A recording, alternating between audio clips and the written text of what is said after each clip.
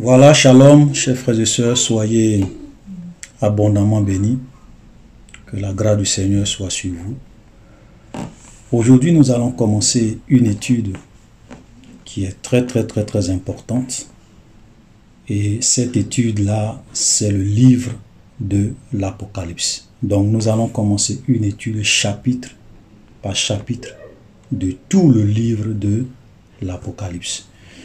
J'ai déjà fait pas mal de séances, un certain nombre de vidéos sur le livre de l'Apocalypse, notamment sur les 7 sceaux de l'Apocalypse, les 7 trompettes de l'Apocalypse, les 7 tonnerres, les 7 coupes de la colère de Dieu. Et puis j'ai vu aussi interpréter dans certaines vidéos Apocalypse chapitre 12 et puis Apocalypse chapitre 11. Voilà, donc cette étude que nous voulons faire, nous voulons vraiment aller chapitre par chapitre pour vraiment bien expliquer les choses pour que beaucoup d'enfants de Dieu puissent vraiment comprendre et connaître la vérité qui les affranchira. Comme j'ai l'habitude de le dire, vous connaîtrez la vérité et la vérité vous affranchira. Vous savez, la vérité affranchit, la vérité rend libre. Jésus a été clair.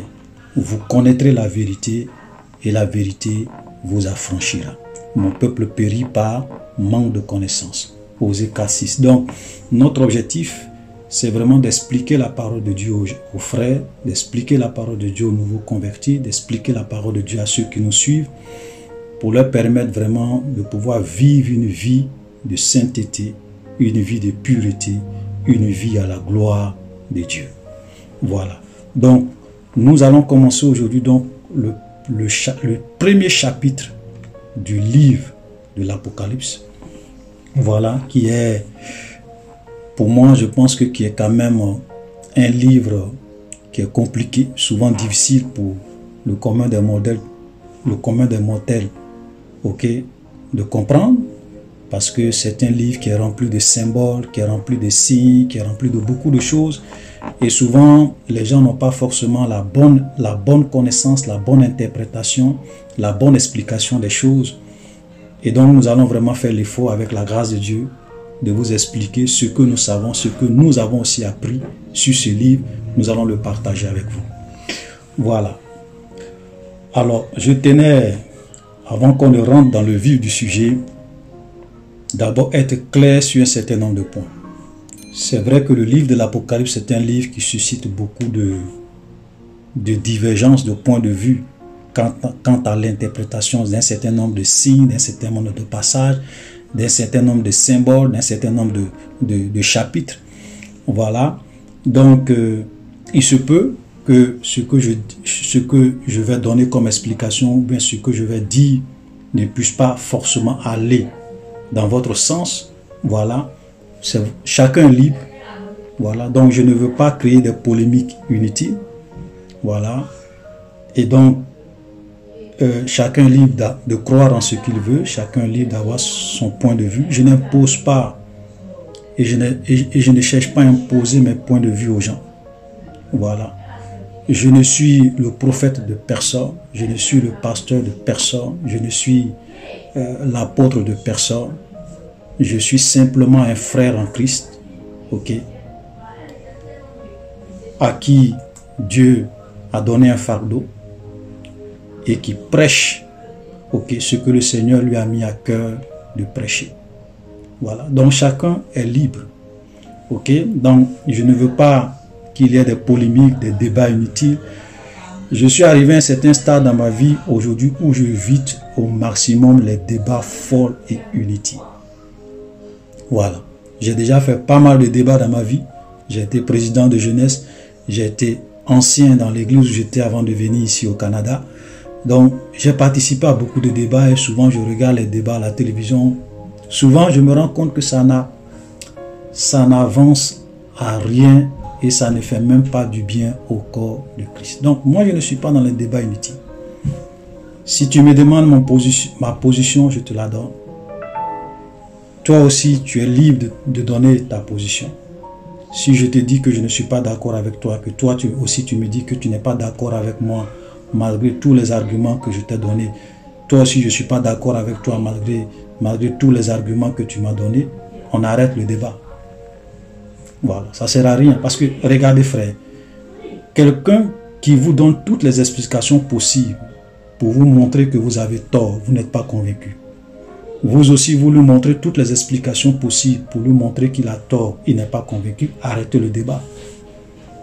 Arrêtez le débat, ça ne sert à rien. Voilà, le reste, priez les uns pour les autres pour que Dieu vous donne les uns aux autres la compréhension. Point barre. Voilà. Donc, moi, souvent, quand je publie mes vidéos, il y a des gens qui viennent faire des commentaires insultants. Ils viennent faire des commentaires rabaissants. Ils viennent souvent même m'injurier. Je ne perds pas mon temps à répondre à ce genre de personnes. D'abord, je supprime leurs commentaires. Je les bannis de ma page.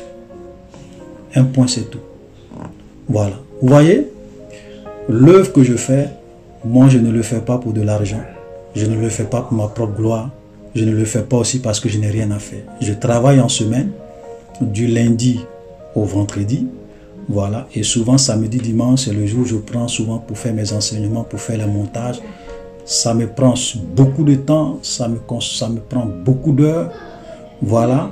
Donc, je suis au sérieux dans ce que je fais parce que c'est ce que Dieu m'a mis à cœur. Donc, quand je vois qu'il y a des gens qui viennent là pour distraire les gens avec des commentaires, je ne perds pas mon temps avec ça. Je supprime leurs commentaires, je les bannis de ma page.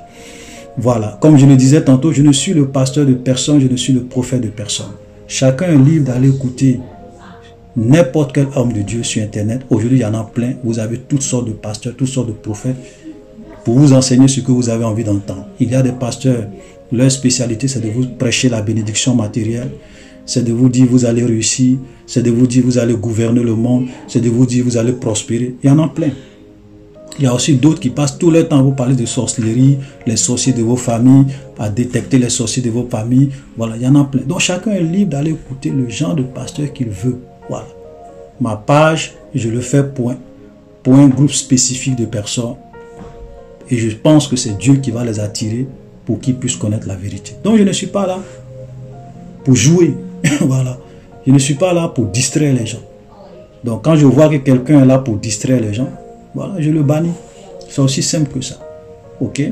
Voilà. Donc, voilà quelques précisions que je voulais faire pour que vraiment on puisse bien se comprendre. Je n'impose pas et je n'impose pas mes points de vue aux gens. J'explique ce que je crois être la vérité, ce que Dieu a mis dans mon cœur, ce que j'ai aussi appris de d'autres personnes. Je le partage et je le soumets à l'appréciation et à l'analyse des uns et des autres. Celui qui est convaincu, il prend. Celui qui n'est pas convaincu, il laisse. Je me définis moi-même. Frères et sœurs, écoutez-moi. Je me définis comme étant un simple frère qui crie dans le désert. Voilà. Comme Jean-Baptiste. Jean-Baptiste, on lui a dit, qui es-tu? Il dit, on lui dit, tu es le prophète? Il dit non. Es-tu Élie? Il dit non. Es-tu le Christ? Il dit non. Je suis simplement une voix qui crie dans le désert. Aplanissez le chemin du Seigneur. Donc je suis simplement un frère qui crie dans le désert. Celui qui veut l'écoute, celui qui veut n'écoute pas. Voilà. Chacun est libre. Vous savez ce qui est intéressant dans la vie chrétienne, et j'ai même envie de dire ce qui est intéressant avec Dieu, c'est que Dieu ne force personne. Et même quand Jésus était sur la terre, il a prêché la vérité. Mais il n'a jamais forcé quelqu'un à croire en lui. Il n'a jamais mis un couteau sous le cou de quelqu'un pour dire, si tu ne crois pas en moi, je te décapite. Jamais. Il prêche. Si tu veux, tu crois. Si tu veux, tu laisses. Mais il a dit, celui qui entend ma parole et qui le rejette a déjà son juge. La parole que j'ai annoncée, c'est elle qui va le juger au dernier jour. Point barre. Voilà. Donc, chacun est libre. Il y a des milliers et des milliers de personnes, voire même des millions et des millions de personnes chaque année qui meurent.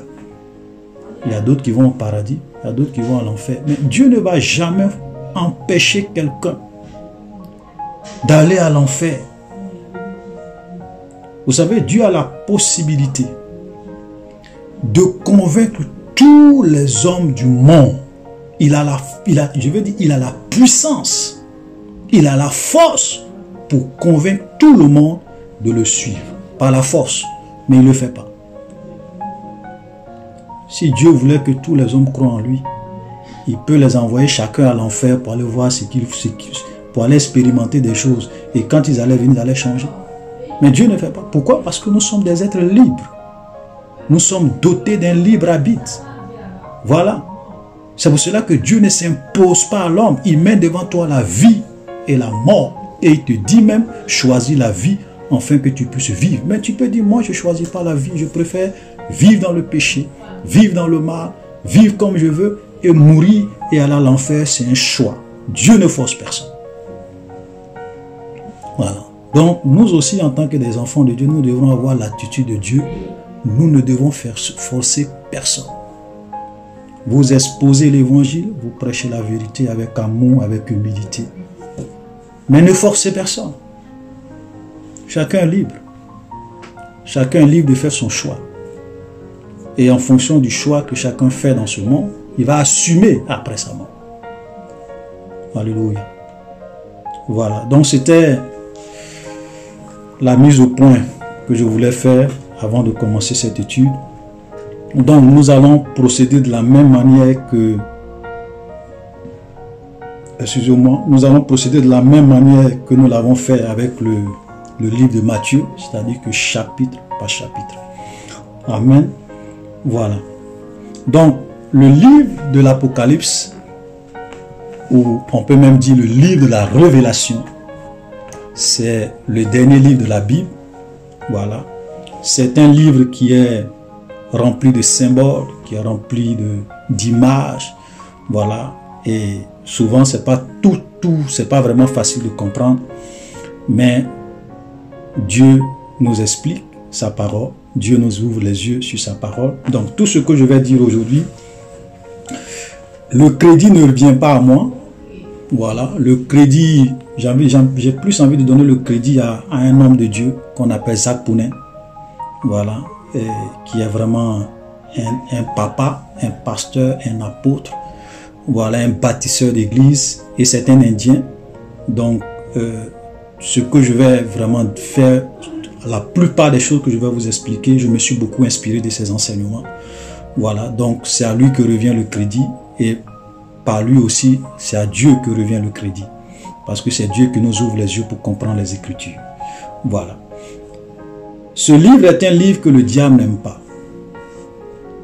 Et c'est pour cela que Satan fait l'effort pour ne pas que beaucoup de chrétiens puissent s'intéresser à ce livre. Parce que c'est l'un des livres de la Bible qui décrit avec beaucoup de détails la fin du diable, la destinée ou bien la destination finale de Satan, ok, sa défaite finale. Donc c'est un livre qu'il n'aime pas et il s'arrange à ce que beaucoup de chrétiens soient ignorants, beaucoup de chrétiens ne s'intéressent pas à ce livre. Et moi-même dans mon cheminement avec Dieu, j'ai rarement vu des hommes de Dieu venir m'expliquer ce livre. J'ai rarement vu des hommes de Dieu faire des études sur le livre de l'Apocalypse, chapitre par chapitre, pour expliquer aux chrétiens comment ils doivent aborder ce livre, comment ils doivent comprendre ce livre. Rarement. À l'exception de quelques hommes de Dieu. Ok? J'ai rarement vu cela. Et ça aussi, c'est vraiment une stratégie de l'ennemi pour ne pas que nous puissions connaître la vérité. Parce que le livre de l'Apocalypse, surtout les temps dans lesquels nous sommes en train d'aller, c'est un livre qui est d'actualité. Parce que c'est un livre qui vraiment nous montre les événements futurs. Ok? Ce qui va se passer dans le futur. Comment le monde va finir. Comment les choses vont se passer. Dans les grandes lignes. Ok? Pas forcément en entrant dans les détails. Dans les grandes lignes. Et donc, c'est un livre prophétique. Voilà. Donc, le diable ne veut pas que les gens puissent savoir. Le Satan préfère que les gens soient ignorants du contenu de ce livre. Et que les gens puissent se dire, ah oui, c'est difficile de comprendre le livre de l'Apocalypse. Non, non, non. C'est un livre qui est très important. Nous allons voir que même la Bible dit que ceux qui lisent ce livre et qui gardent les choses qui sont écrites sont bénis. Donc c'est l'un des rares livres où il y a une bénédiction qui est attachée à ceux qui lisent et à ceux qui gardent les paroles de la prophétie de ce livre. Alléluia. Et donc, nous allons commencer à faire la lecture de ce livre qui a été écrit par l'apôtre Jean lorsqu'il était sur l'île de Patmos. Le Seigneur va se révéler à lui et va vraiment lui montrer tout ce que nous allons voir dans ce livre. Donc, le chapitre 1, à partir du verset 1er.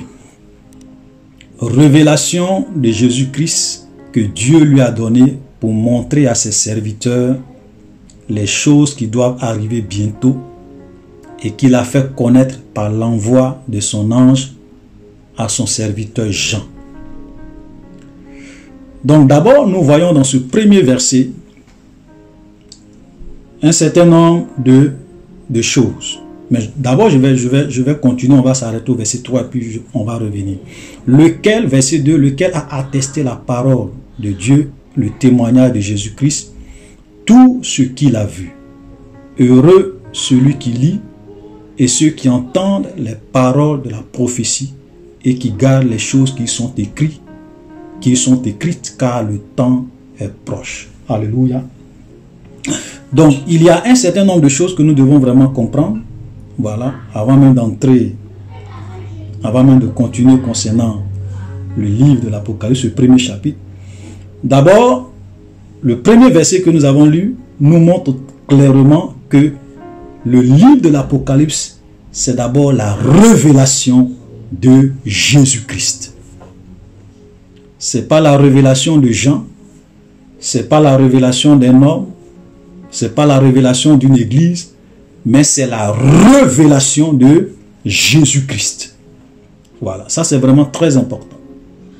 Voilà, très très important de savoir cela. Et quand on parle de révélation, quand on parle de révélation de quelque chose, voilà, ça veut dire c'est quelque chose qui est caché, quelque chose qui est voilé, quelque chose qu'on ne peut pas comprendre. Donc on révèle cela.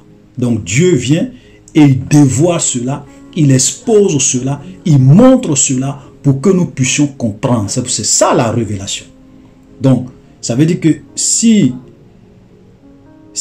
Dieu ne te montre pas, si Dieu ne t'explique pas, si Dieu n'enlève pas le voile, tu ne peux pas connaître et tu ne peux pas comprendre ce qui est caché.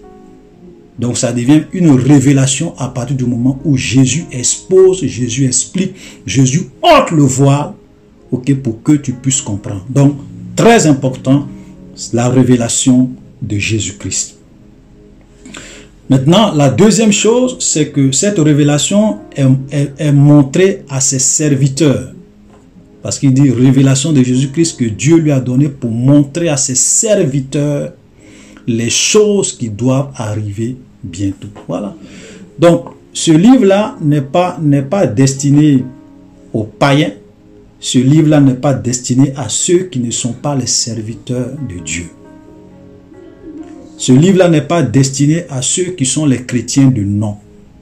Ce livre-là n'est pas destiné à ceux qui ne sont pas de véritables servantes et serviteurs de Dieu. Tout enfant de Dieu est serviteur de Dieu. C'est-à-dire que tous ceux qui sont de véritables chrétiens, tous ceux qui aiment Dieu, qui obéissent à sa parole, dans sa crainte, dans la sainteté, tous ceux qui mènent une vie agréable à Dieu, sont des servantes et des serviteurs de Dieu. Donc c'est pour eux que ce livre-là est destiné. C'est pour cela que si vous ne menez pas une vie à la gloire de Dieu, vous pouvez lire ce livre, vous n'allez rien comprendre. L'Esprit de Dieu ne va rien vous révéler. Parce que vous n'êtes pas un serviteur de Dieu. Voilà, vous n'êtes pas une servante de Dieu. C'est pour cela qu'il y a beaucoup de chrétiens qui lisent ce livre, qui cherchent à comprendre, qui veulent décortiquer, qui veulent que Dieu leur explique. Mais ils ne sont pas capables de comprendre. Parce que la Bible dit que Dieu a caché les choses aux intelligences et aux sages et les a révélées à ceux qui ont un cœur humble, un cœur d'enfant. Donc, le livre de l'Apocalypse, ok, est la révélation de Jésus-Christ que Dieu lui a donné pour montrer à ses serviteurs les choses qui doivent arriver bientôt. Parce que comme ils sont des serviteurs de Dieu, il faut que Dieu leur montre, ok, les choses qui vont arriver dans le futur, pour qu'ils comprennent que tout ce qui va arriver dans le futur, Dieu est au contrôle, Dieu est au courant de tout et que rien ne dépasse Dieu. Il est l'omniscient, il est l'omnipotent. Voilà. Alléluia. Qu'il a fait connaître par l'envoi de son ange à Jean, son serviteur. Donc nous allons voir même quand on va continuer dans l'explication de ce livre, que c'était un ange qui montrait ces choses à Jean. Ok? Et on voit que à certaines occasions, Jean voulait même se prosterner pour adorer cet ange. Et l'ange lui dit non, adore plutôt Dieu. Amen. Voilà. Donc ça, c'est la deuxième des choses que je voulais préciser. Troisième des choses, c'est un livre qui est rempli de symboles, qui est rempli d'images. C'est un livre qui a un langage symbolique. Donc tout ce qu'on lit n'est pas forcément littéral. Ok? Il y a des symboles, souvent on donne des symboles, on explique ce que ces symboles-là veulent dire. Ok? Voilà. Donc ça, c'est quelque chose qu'il faut vraiment comprendre parce que c'est un livre qui a un langage symbolique, qui est rempli de symboles, qui est rempli de choses. Voilà. Donc il faut vraiment déjà comprendre ça, que tout ce qu'on va lire n'est pas forcément des choses qu'il faut comprendre dans un sens littéral. Mais ça a des significations, ça a des explications. Et c'est pour cela que Dieu nous révèle ces choses pour que nous puissions comprendre. Alléluia. Et le verset 3, comme nous l'avons dit tout à l'heure, quand je lis par exemple, il dit « Heureux celui qui lit et qui entend les paroles... » Non, pardon, le verset 2, excusez-moi, le verset 2. « Lequel a attesté la parole de Dieu et le témoignage de Jésus-Christ, tout ce qu'il a vu. » Donc, ce livre est la parole de Dieu. Non seulement c'est la révélation de Jésus-Christ, mais c'est aussi la parole de Dieu. Et nous voyons plusieurs références où la Bible encore dit que cela est la véritable parole de Dieu. Voilà, où on insiste que ce livre est la parole de Dieu. Pourquoi? Pourquoi on insiste? C'est pas que quand on lit les autres livres, on voit, c'est rare de voir un livre où on insiste pour dire ça c'est la parole de Dieu, ou bien le serviteur de Dieu lequel a attesté la parole de Dieu et tout ce qu'il a vu. Pourquoi on insiste? Parce que souvent c'est un livre. Vu que c'est vraiment compliqué, souvent les gens ont des doutes. Ok? Mais il faut comprendre simplement que même si tu ne comprends pas tout ce qui est écrit dedans, sache que ce livre est la parole de Dieu et ce que Jean a écrit, il a attesté la parole de Dieu et le témoignage de Jésus-Christ, tout ce qu'il a vu. Alléluia. Ça, c'est vraiment très important. Alléluia. Et c'est un livre, il ne faut pas ajouter. Il ne faut pas aussi retrancher. Amen. Voilà. Quand on lit par exemple le chapitre 22, le verset 19 de ce livre-là, la Bible dit que celui qui ajoute quelque chose, ok, Dieu va le frapper des fléaux qui sont écrits dans ce livre. Celui qui retranche quelque chose, Dieu va retrancher sa part dans le livre, dans l'arbre de vie. Donc il faut faire beaucoup attention quand on interprète ce livre, quand on est en train de lire ce livre. Il faut éviter, et même concernant la parole de Dieu en général, il faut éviter d'ajouter.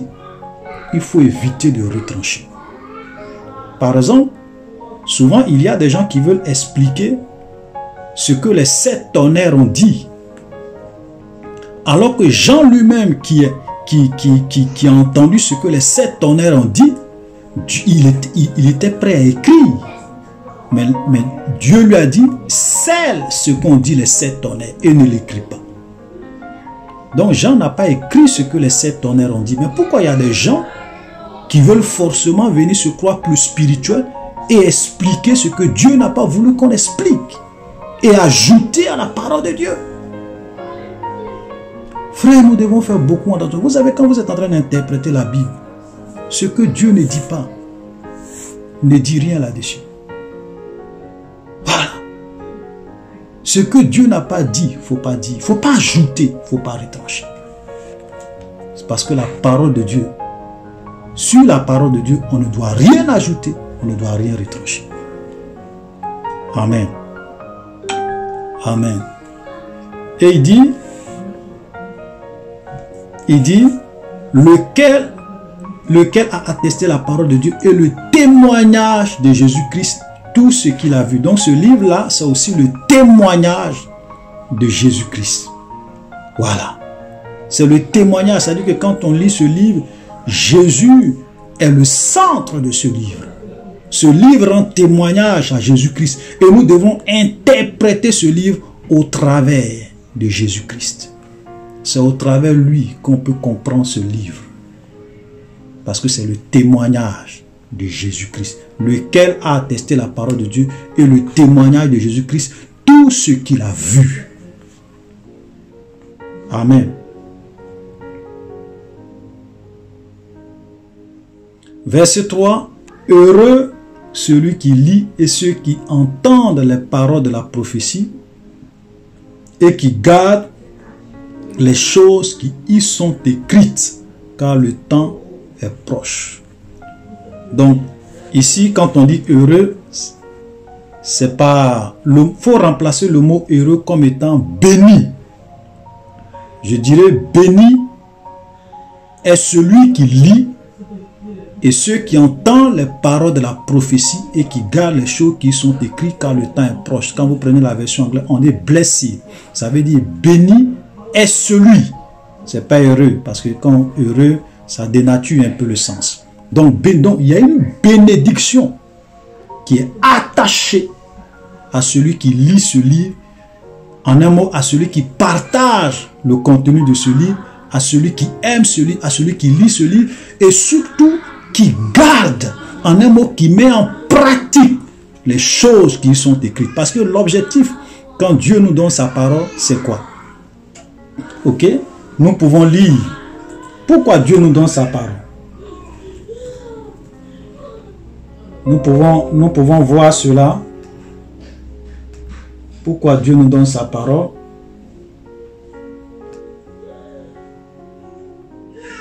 Voilà ce qui est écrit dans 2 Timothée. 2 Timothée, le chapitre 3, le verset 16. Toute écriture est inspirée de Dieu, utile pour enseigner, pour convaincre, pour corriger, pour instruire dans la justice, afin que l'homme de Dieu soit accompli et propre à toute bonne œuvre. Donc l'écriture est inspirée de Dieu. La parole est inspirée de Dieu pour nous enseigner, pour nous convaincre, pour nous corriger, pour nous instruire, afin que nous soyons des hommes accomplis, propres à toute bonne œuvre. Donc le livre de l'Apocalypse est donné pour que nous puissions être des hommes accomplis, des gens qui craignent Dieu, qui marchent dans la sainteté, qui se purifient, qui se sanctifient, pour être des hommes et des femmes à la gloire de Dieu. Alléluia. Voilà. Ce n'est pas seulement pour connaître les détails. Oui, cela. Non, non, non. Il y a des gens qui lisent ce livre juste pour avoir des détails, pour satisfaire leur curiosité. Ce n'est pas pour satisfaire notre curiosité, mais la parole de Dieu nous est donnée pour que nous puissions vivre une vie de sainteté, une vie de pureté, pour que nous puissions nous garder, nous sanctifier, craindre Dieu, être des hommes et des femmes accomplis. Alléluia. Donc ceux qui lisent ce livre, qui entendent les paroles de la prophétie et qui gardent les choses qui sont écrites, sont bénis. Alléluia. Sont bénis, car le temps est proche. Frère, donc, en lisant ce livre, mettons-nous en tête que ce livre-là doit nous pousser, ok, à garder les choses qui sont écrites, à craindre Dieu, à nous sanctifier, à nous purifier, à savoir que Dieu est vraiment grand, Dieu est vraiment puissant, et que ses jugements vont s'abattre, et que le monde... C'est-à-dire que quand vous lisez le livre de l'Apocalypse, c'est là que vous voyez la grandeur, la puissance de Dieu. mais la sainteté, la sévérité de Dieu. Et cela doit nous pousser à craindre Dieu et à vivre pour sa gloire. Alléluia. Donc si tu n'es pas intéressé à craindre Dieu, à vivre pour lui, à lui consacrer ta vie, ce n'est pas la peine de venir lire ce livre. Voilà, comme on l'a vu tout à l'heure, ce livre-là est destiné aux véritables serviteurs de Dieu. Amen. Donc, je l'ai déjà dit, il y a une bénédiction qui est attachée à ceux qui lisent ce livre. Donc, nous sommes bénis si nous comprenons ces choses, parce que j'ai voulu vraiment, voilà, expliquer ces 3 premiers versets pour que nous puissions comprendre un certain nombre de choses. Voilà. Donc, ce livre-là est la révélation de Jésus-Christ pour que nous, à ses serviteurs, à ceux qui le craignent, à ceux qui veulent faire du sérieux avec lui, à ceux qui veulent vraiment l'honorer, voilà. Et ce livre est vraiment la parole de Dieu, c'est le témoignage de Jésus-Christ. Donc c'est Jésus-Christ qui est au centre de toutes choses. Et nous devons pouvoir interpréter ce livre au travers de Jésus-Christ. Et ceux qui lisent et ceux qui gardent les prophéties de ce livre sont vraiment bénis. Il y a une bénédiction qui est attachée à ceux qui lisent et à ceux qui gardent les choses qui sont écrites dans ce livre. Alléluia. Donc nous allons à partir du verset 4, Jean aux 7 églises qui sont en Asie. Que la grâce et la paix vous soient données de la part de celui qui est, qui était et qui vient, et de la part des 7 esprits qui sont devant son trône. Alléluia. Donc on dit Jean aux 7 églises qui sont en Asie. Donc là, et nous allons le voir que lorsque Jean écrit, il écrit ce livre-là et il devrait l'envoyer aux 7 églises qui sont en Asie. Voilà. Aux 7 églises qui sont en Asie. Et vous voyez, cela nous montre que même au temps de Jean, chaque église était indépendante. Chaque église était indépendante. Il n'y a pas de dénomination dans la Bible. Parce que si ces églises étaient une seule dénomination, on allait dire à Jean, il faut écrire seulement, voilà, à l'évêque de cette dénomination, ou bien au responsable de cette dénomination, et il va se charger de partager ça dans les autres églises. Non, c'est 7 églises séparées, indépendantes, et même quand on fait les recherches, on se rend compte que ces églises-là n'étaient pas vraiment éloignées. Il y avait moins de 100 km entre chaque église. Voilà. Amen. Moins de 100 km entre chaque église, et c'était en Asie mineure. Et l'Asie mineure, ne pensez pas que quand on parle de l'Asie mineure, c'est l'Asie actuelle. C'est le continent asiatique, non. Et les recherches montrent que l'Asie dont il est question ici, c'était une partie de la Turquie actuelle. Voilà. Qu'on appelait l'Asie mineure. Donc c'était la Turquie actuelle. Une partie de la Turquie actuelle. Ok. Donc Jean aux 7 églises qui sont en Asie, que la grâce et la paix vous soient données de la part de celui qui est, de celui qui était et qui vient. Donc là, on voit celui qui était, c'est-à-dire qui a existé dans le passé, Dieu, celui qui est dans le présent, Dieu, et celui qui vient dans le futur, Dieu. Donc Dieu est celui qui contrôle les temps et les circonstances. Il est le commencement, il est dans le présent, il est dans le futur. Rien n'échappe à son contrôle. Il n'a pas de commencement, il n'a pas de fin. Donc celui qui était, celui qui est et celui qui vient, il est celui qui contrôle et qui est au contrôle des 3 temps. Le passé, le présent et le futur. Alléluia. Et de la part des 7 esprits qui sont devant son trône. Et donc, quand on dit ici la part des 7 esprits qui sont devant son trône, comme je l'ai dit, le livre de l'Apocalypse est un livre de symboles, est un livre d'images. Donc, cela ne veut pas dire qu'il y a 7 Saint-Esprits ou bien Dieu a 7 esprits. Non, il n'y a pas 7 esprits de Dieu. Il n'y a pas 7 Saint-Esprits. Non, il y a un seul Saint-Esprit. Voilà, il y a un seul Dieu. Mais ce que cela nous donne, parce que le chiffre 7, c'est le chiffre de la perfection. Donc les 7 facettes de l'Esprit de Dieu, les 7 aspects de l'Esprit de Dieu. La perfection du Saint-Esprit. Alléluia. Donc je le disais, vous voyez, quand vous lisez l'Apocalypse, ne lisez pas les choses de façon littérale. Ne prenez pas le sens des choses de façon, tout le temps de façon littérale. Sinon vous allez vous planter parce que c'est un livre qui utilise un langage symbolique. Un langage de symbole. Alléluia. Verset 5 est de la part de Jésus-Christ, le témoin fidèle, le premier-né des morts. Et donc, le prince des rois de la terre. Donc, quand on dit que Jésus-Christ, le témoin fidèle, le premier-né des morts, l'expression premier-né des morts veut simplement dire que Jésus-Christ est le premier à être mort, à être ressuscité, et il ne meurt plus jamais. Voilà, ça dit que le premier-né des morts, il est mort et il est revenu à la vie et il n'est plus jamais mort et il ne mourra plus jamais. Parce que quand on lit la Bible, Jésus a ressuscité plusieurs personnes, mais tous ceux que Jésus a ressuscités sont après morts, ils sont après retournés dans la mort. Mais Jésus est le seul et le premier à être mort, à être ressuscité et il ne connaîtra plus jamais la mort. Donc il est le premier-né des morts. Alléluia. Parce que tous ceux qui sont morts dans le Seigneur, après, quand Jésus va venir, ils vont être ressuscités. Mais Jésus est le premier parmi eux tous. Alléluia. Le prince des rois de la terre. Le prince des rois de la terre. Cela nous montre que Jésus-Christ est le big boss des rois de la terre. Il est le roi, il est le prince des rois de la terre. Ça veut dire que tout ce qui se passe, parce que quand on parle de roi, on parle de royaume, on parle de domination, on parle d'autorité. Ça veut dire que Jésus est l'autorité des autorités. Il est le roi des rois, il est le seigneur des seigneurs. Tout ce qui se passe dans le monde, c'est lui qui est au contrôle, c'est lui le big boss.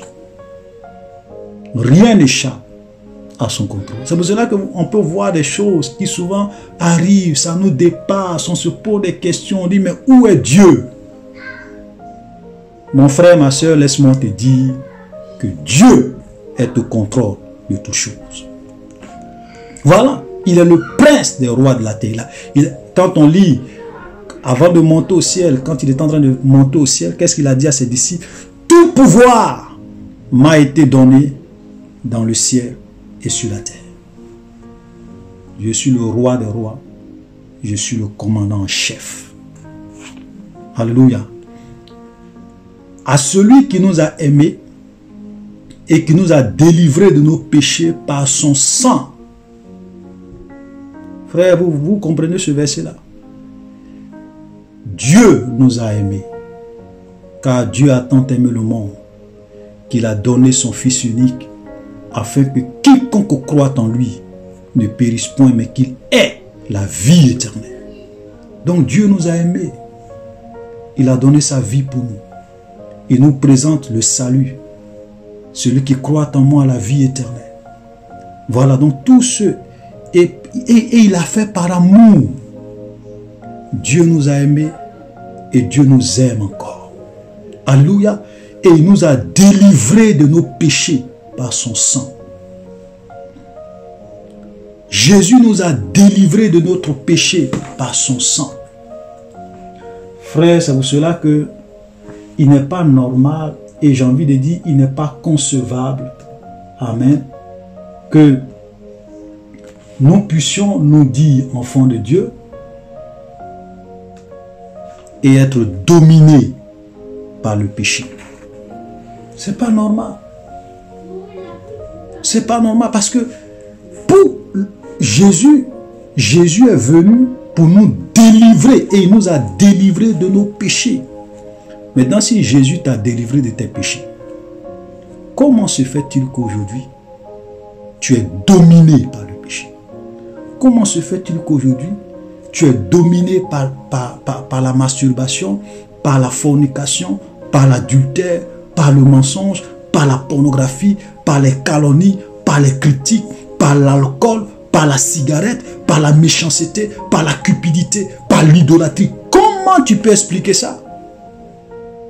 Parce que quand nous lisons dans Matthieu 1, le verset 22, la Bible dit, quand l'ange est venu voir Joseph, il a dit, on va lire ce texte pour qu'on soit plus exact. Matthieu 1, le verset 22, voilà ce que l'ange dit, elle enfantera un fils, ça c'est à Joseph, tu lui donneras le nom de Jésus, c'est lui qui sauvera son peuple de ses péchés.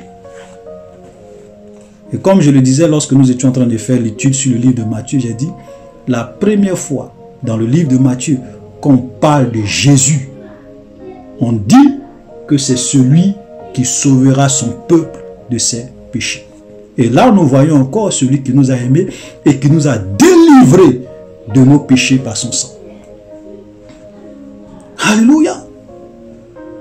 Donc, nous devons réclamer notre promesse et vivre cette promesse de victoire sur le péché, de conquête sur le péché. Alléluia. Celui qui pratique, la Bible dit, celui qui pratique le péché est du diable. Donc tu ne peux pas te dire que tu es un enfant de Dieu et puis tu es dominé par le péché, tu pratiques le péché, tu vis dans le péché. C'est pas un état normal. Dis-toi que ce n'est pas un état normal.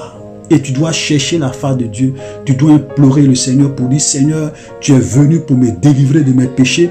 Je dois vraiment rentrer dans cette promesse. Alléluia. Et chercher la face de Dieu pour ça. Amen. Voilà. Il est venu nous a délivrer de nos péchés. C'est pour cela que le cœur de Dieu est attristé quand il voit ses enfants se plaît, se complaît dans le péché, excuser le péché dans leur vie. C'est pas normal, frère. C'est pas normal. La vie d'un enfant de Dieu doit être une vie de sainteté, une vie de pureté. C'est-à-dire que sa vie normale doit être une vie de sainteté, une vie de pureté. Maintenant, on ne dit pas qu'on est saint.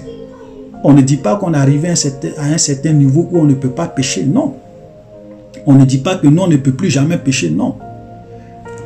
Et souvent, l'exemple que je prends, je dis, c'est l'exemple du chat et du cochon et d'un pourceau. Le chat, est-ce que le chat peut tomber dans la boue? Oui, le chat peut tomber dans la boue. Mais le chat n'a pas, dans sa nature, c'est pas un animal qui se plaît, qui se baigne dans la boue. Même quand le chat tombe dans la boue, sa première réflexion, c'est de sortir de là, parce que dans sa nature, c'est un animal propre.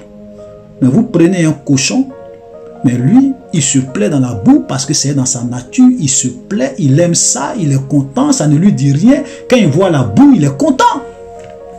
Ça, c'est l'image d'un véritable chrétien qui est le chat et d'un faux chrétien qui se plaît dans le péché qui est un pourceau. C'est une image que je prends, je n'insulte personne, c'est juste une image. Voilà. Alléluia. Voilà, donc Jésus est venu pour nous délivrer de nos péchés, c'est une promesse. Et qui a fait de nous un royaume, des sacrificateurs pour Dieu, son Père. À lui soit la gloire et la puissance au siècle des siècles. Amen. Donc Dieu a fait de nous un royaume. Il disait, que même quand Jésus était sur la terre, même avant Jésus, quand Jean-Baptiste a commencé sa prédication, il dit, repentez-vous car le royaume des cieux approche. Jésus aussi est venu, repentez-vous car le royaume des cieux est proche. Et quand Jésus est mort, qu'il a tout accompli, que le Saint-Esprit est descendu, le royaume de Dieu a commencé sur terre. Donc tous ceux qui croient en Jésus, qui l'acceptent, font partie de ce royaume.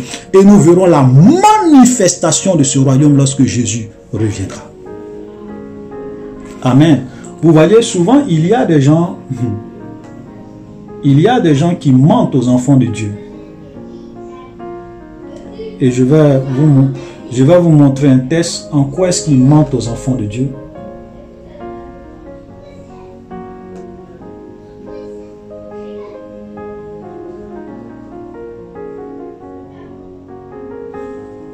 Il y a beaucoup de serviteurs de Dieu aujourd'hui qui mentent aux enfants de Dieu, qui font croire aux enfants de Dieu que nous devons régner maintenant sur la terre, nous devons gouverner le monde, nous devons influencer le monde, nous devrons être à la tête des multinationales, nous devons prospérer. Non, un enfant de Dieu, il est le fils du roi.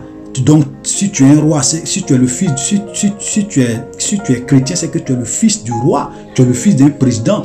Et cela doit se sentir, cela doit se voir dans ta vie. Quand on regarde un enfant de Dieu, on doit savoir que réellement, c'est un enfant de Dieu. Parce que quand on regarde l'enfant d'un président, on sait que celui-là, c'est vraiment un enfant de président. Parce que cela se voit par son habillement, par le matériel qu'il a, par l'argent, en tout cas, quand on voit un enfant de président dans ce monde, on sait que c'est un enfant de président. Donc, comme nous, on est enfants de Dieu et que nous sommes les fils et les filles du roi, nous devrons réellement démontrer, vivre notre royauté sur la terre. Frère, laisse-moi te dire, c'est de la manipulation et c'est du mensonge. Parce que notre royaume, la manifestation des fils de Dieu, c'est dans le futur.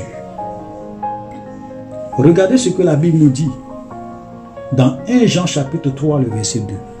La Bible dit, bien-aimés, nous sommes maintenant enfants de Dieu. Amen. Jean dit, frère, vous souffrez, vous avez des problèmes. Quand on vous regarde, on ne voit pas que vous êtes enfants de Dieu, mais sachez que vous êtes des enfants de Dieu. Et regardez, et ce que nous serons n'a pas encore été manifesté. Il dit, c'est vrai, nous sommes enfants de Dieu, mais ce que nous sommes et ce que nous allons être, notre statut d'enfant de Dieu, notre statut de prince et de princesse de Dieu, notre statut de fils de Dieu, n'a pas encore été manifesté.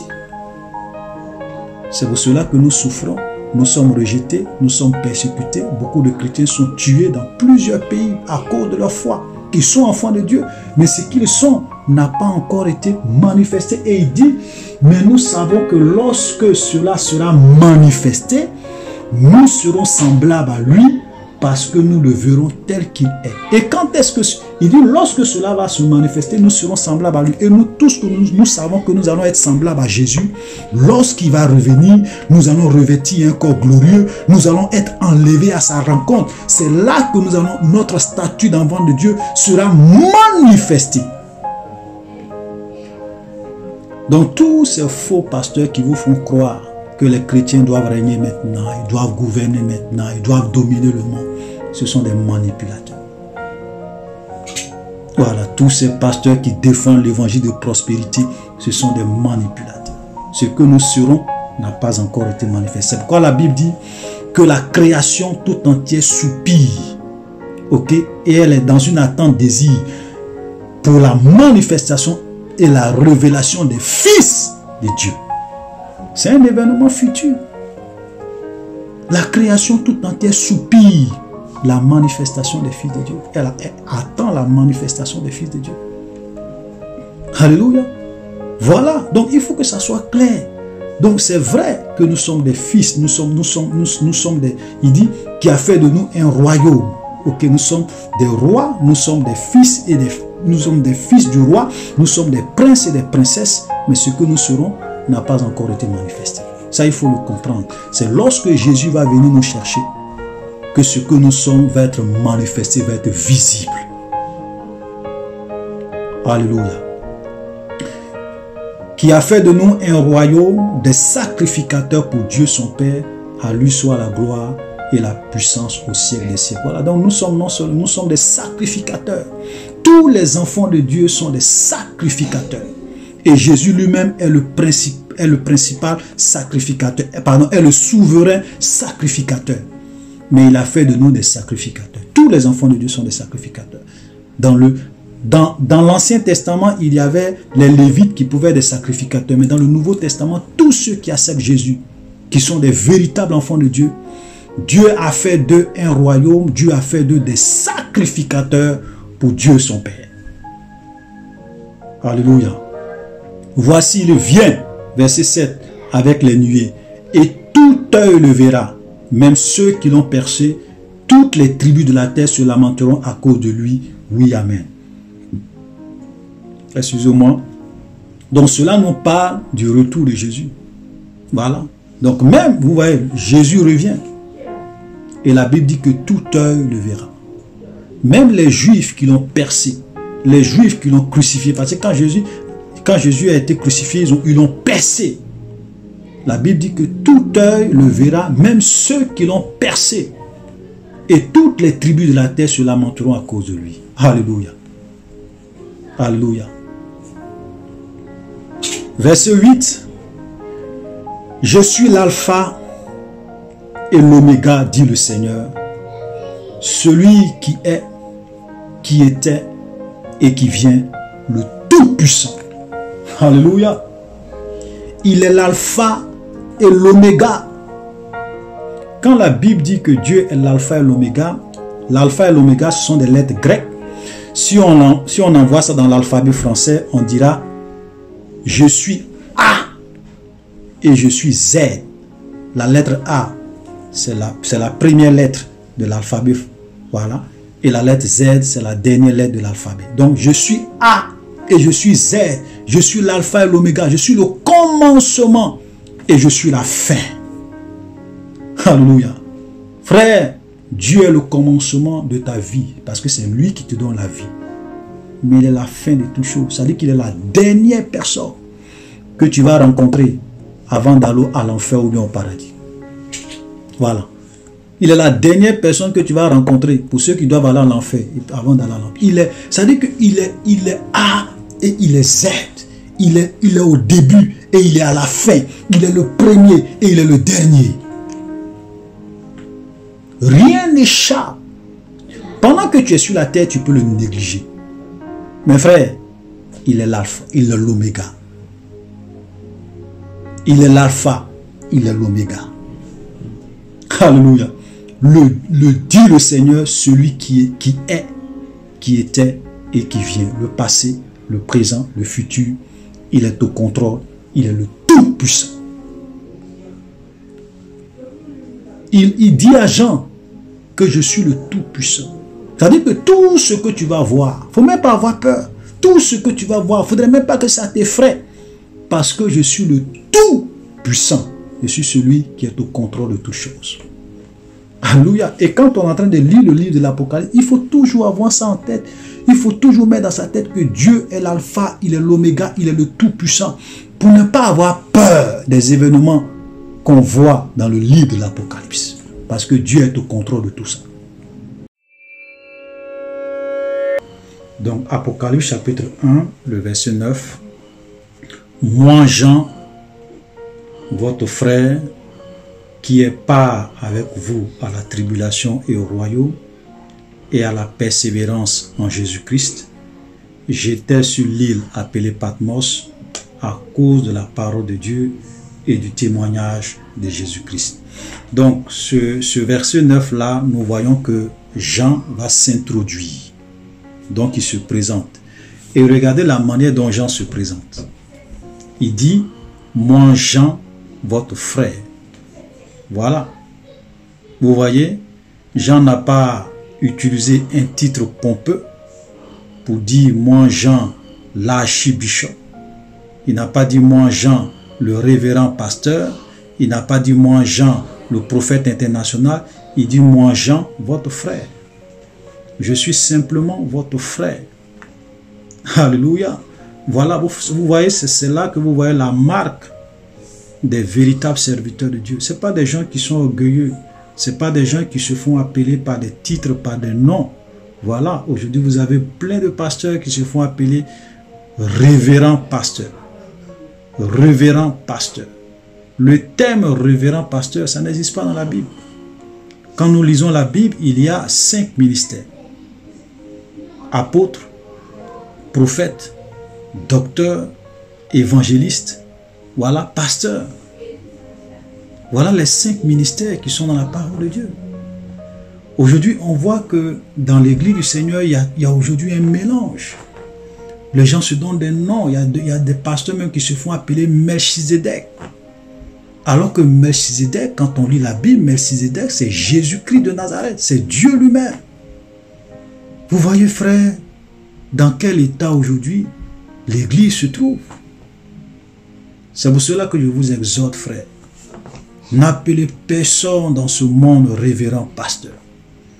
N'appelez personne dans ce monde Melchizedek. N'appelez personne dans ce monde votre Père. Jésus a dit, il a dit dans Matthieu, quand on faisait l'étude sur Matthieu, Jésus a dit n'appelez personne rabbi, n'appelez personne directeur, n'appelez personne, voilà, Père. Vous êtes tous des frères. Nous sommes tous des frères. Et souvent les gens se donnaient, au temps de Jésus, les gens se donnaient ces titres-là de rabbi, de directeur, de maître, pour s'élever au-dessus des gens, pour se mettre sur un piédestal.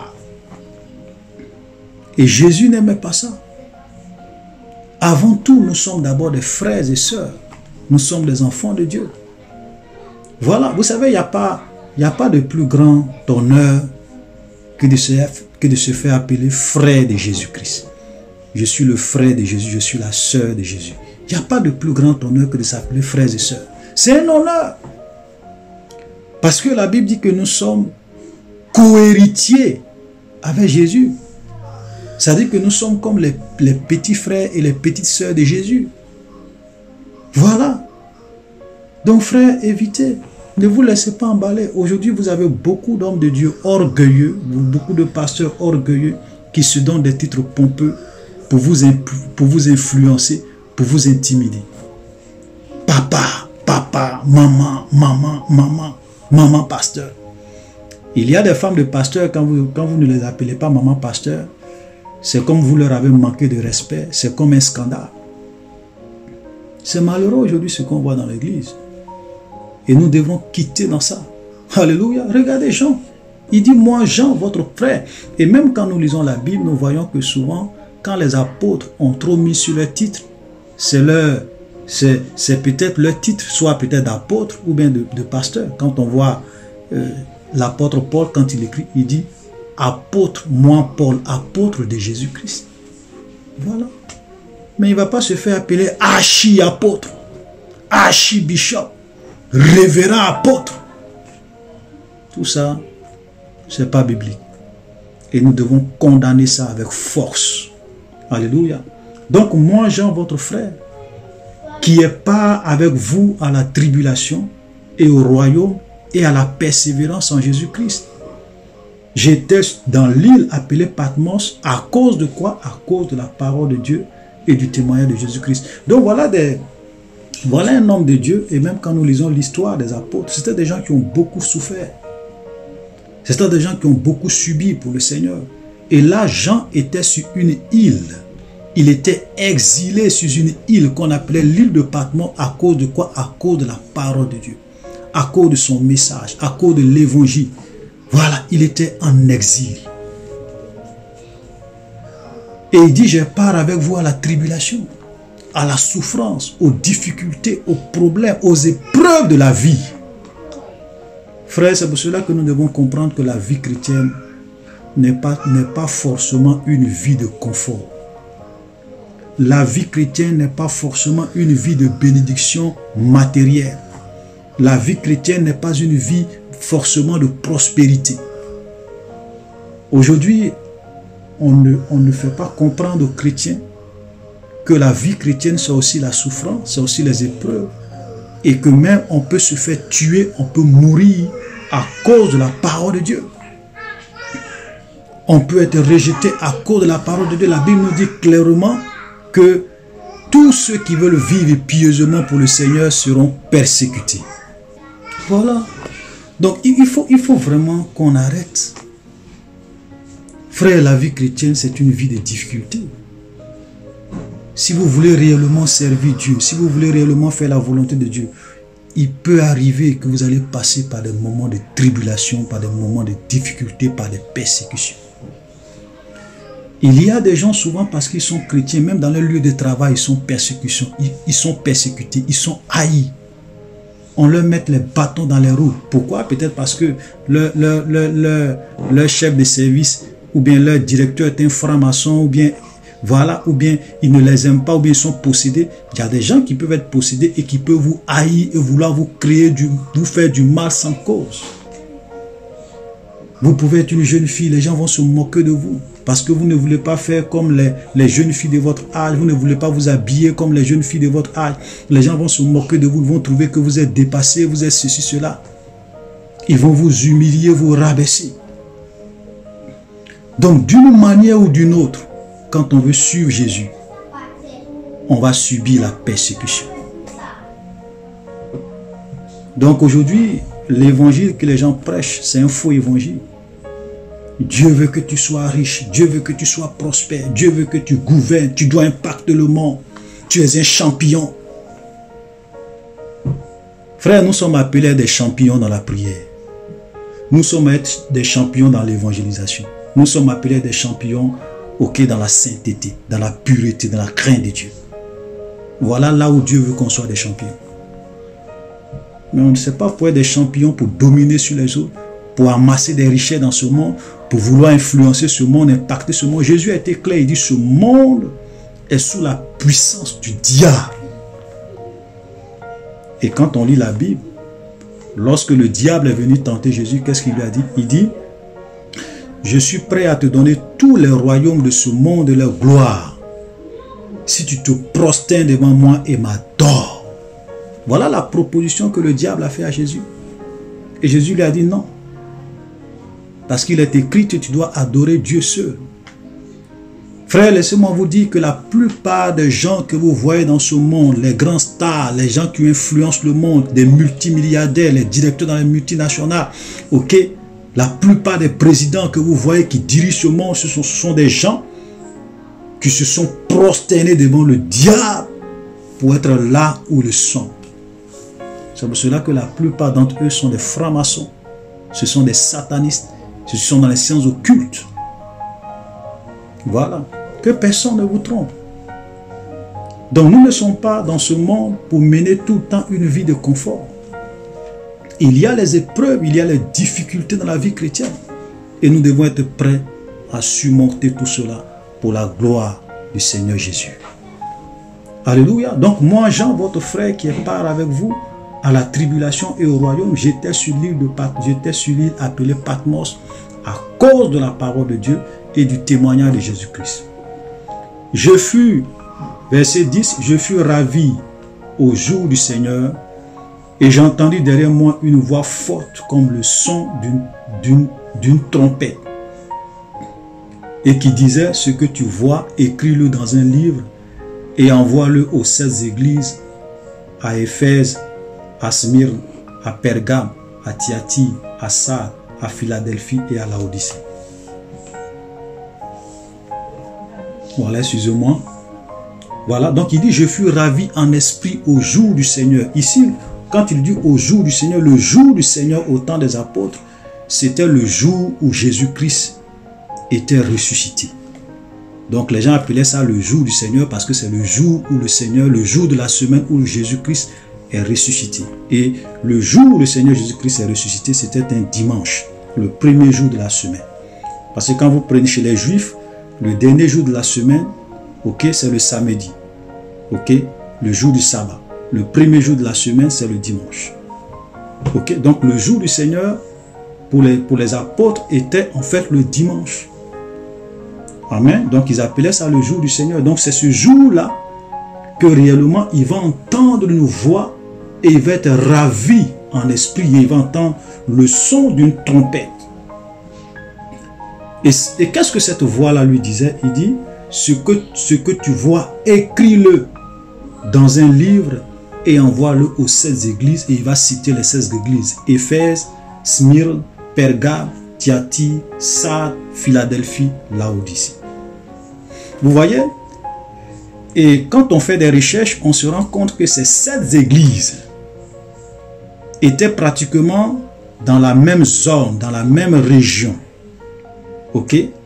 Et ces églises-là, il n'y avait pas plus de 100 km entre chaque église. Amen. Et cela nous prouve quoi? Cela nous montre que ces églises n'étaient pas dans une fédération, dans une dénomination. Ce n'étaient pas des églises de dénomination. Chaque église était indépendante.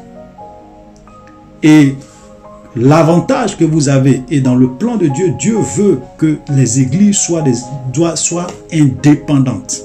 Pourquoi? Parce que quand vous avez des églises indépendantes, c'est que quand il y a un mal qui affecte une église, ça n'affecte pas les autres églises.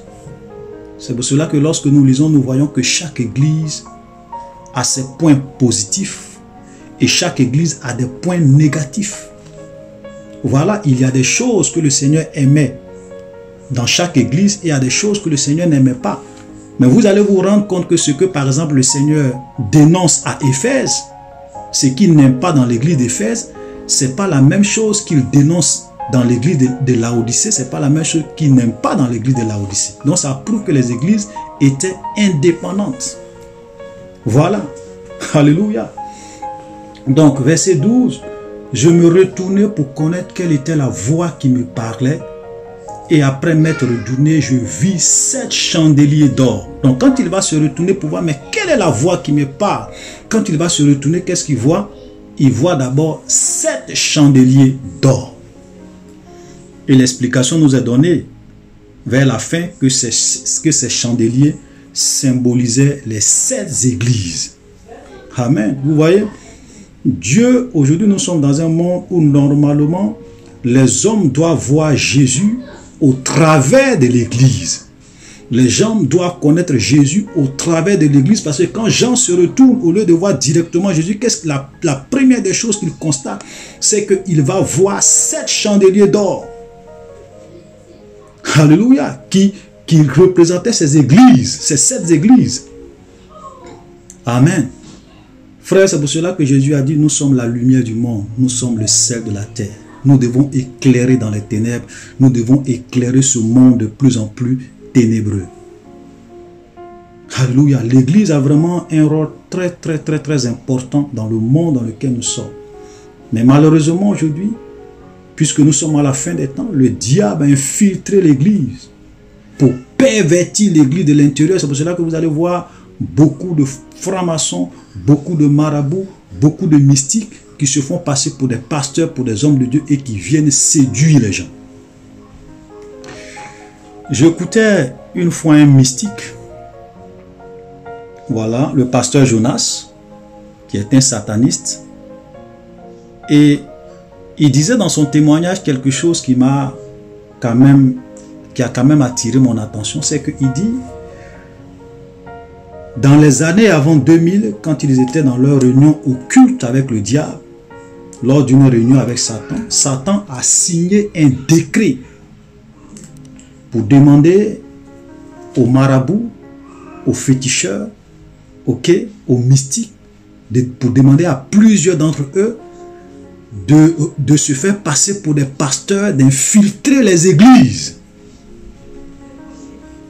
Frère, c'est pour cela que vous allez voir qu'aujourd'hui, il y a beaucoup de satanistes, beaucoup de mystiques, beaucoup de francs-maçons, beaucoup de sorciers, beaucoup d'agents du diable qui sont rentrés dans les églises, qui construisent maintenant des églises pour tromper les gens, pour enseigner le mensonge, pour séduire les gens. Et Jésus a prophétisé ces choses parce que Jésus a dit qu'à la fin des temps, plusieurs faux prophètes se lèveront et ils séduiront beaucoup de gens. C'est les temps dans lesquels nous sommes. Souvent même vous voyez des pasteurs sur les réseaux sociaux, sur internet, et quand vous écoutez leur langage et ce qu'ils disent, vous vous demandez, est-ce que celui-là c'est vraiment un homme de Dieu? Même les païens qui ne sont même pas des chrétiens, qui ne connaissent pas la Bible, eux-mêmes ils reconnaissent que lui-là c'est un faux. Voilà. Frères, nous devons faire beaucoup attention parce que beaucoup de faux prophètes sont entrés dans l'église à la demande du diable, pour tromper les gens. Ils ont de grandes églises, ils viennent, ils introduisent des choses bizarres dans l'église. La dernière fois, j'écoutais un soi-disant homme de Dieu qui dit que Jésus est le Christ, mais le Christ n'est pas Jésus. Quand j'ai entendu ça, vraiment, j'avais mal au cœur. J'avais vraiment mal au cœur. Frère, vous voyez, ça dit que ils introduisent des notions de la Kabbale. Ils introduisent des instructions qu'ils ont reçues de la part du diable dans l'église pour embrouiller les enfants de Dieu. Pour les distraire et pour les embrouiller au maximum. C'est-à-dire que l'évangile qui doit prêcher, l'évangile du salut qui doit prêcher pour sauver les hommes, pour affermir la foi des enfants de Dieu, pour qu'ils soient saints, pour qu'ils vivent dans la sainteté, dans la pureté, pour qu'ils se préparent au retour de Jésus. C'est pas ça. Ils envoient des choses bizarres, des thèmes bizarres, des théologies bizarres pour détruire et beaucoup d'enfants de Dieu. Frères, faisons beaucoup attention parce que la fausseté est entrée dans l'église. Amen. Voilà, donc quand il va se retourner, il va trouver ces 7 chandeliers d'or qui représentent en fait ces 7 églises. Et il dit au milieu des 7 chandeliers d'or, quelqu'un qui ressemblait à un fils d'homme.